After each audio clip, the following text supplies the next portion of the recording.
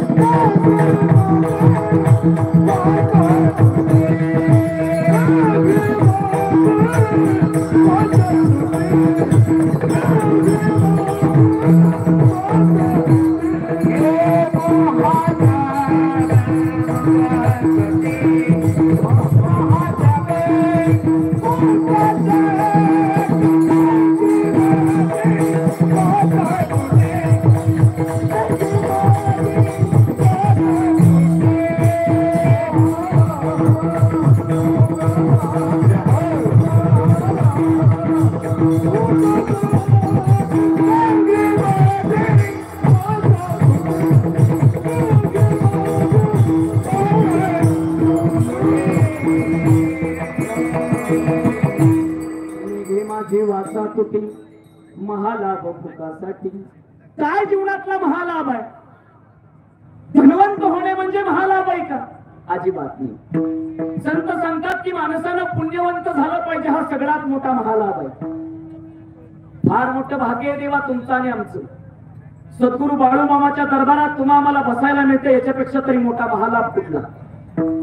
ऐका काय महालाभ आहे? ज्याच्या ज्याच्या शेतामध्ये माझ्या मामाच्या बकऱ्या चरतात त्याला महालाभ झाल्याशिवाय राहत नाही. त्याच्या जीवनामध्ये खरा महालाभ येतो देवा.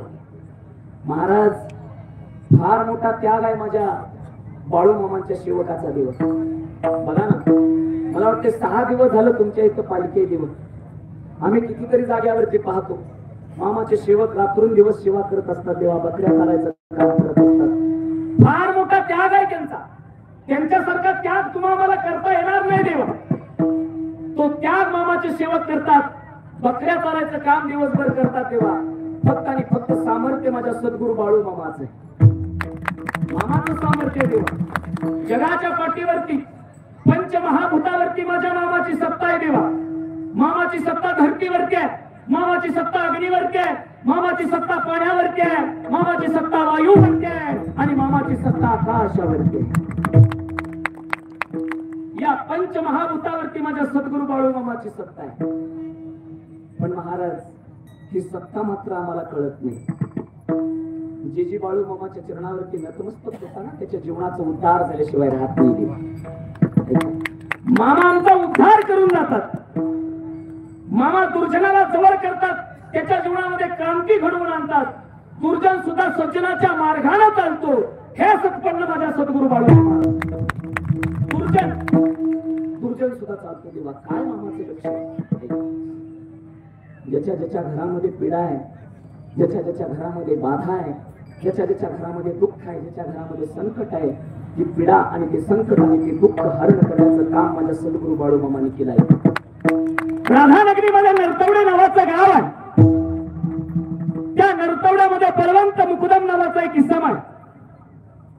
मुलीचं लग्न झालं देवा आणि 3ऱ्या दिवशी जावयाला वेड लागलं.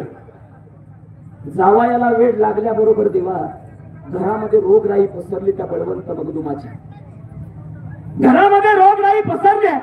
घरावरती दारिद्र्य आलंय. बळवंत मगदुम टेन्शन आहे देवा आणि घराच्या बाहेर पडला.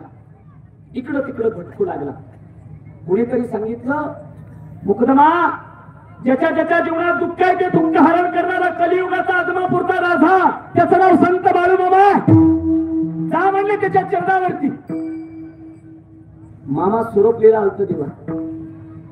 मामाच्या चरणावरती तो बळवंत मुकदम नतमस्तक झाला. मामानं बळवंताकडे पाहिलं.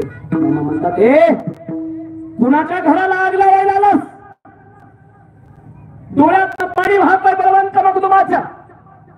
मामा दारिद्र्य आलं, दुःख आलं,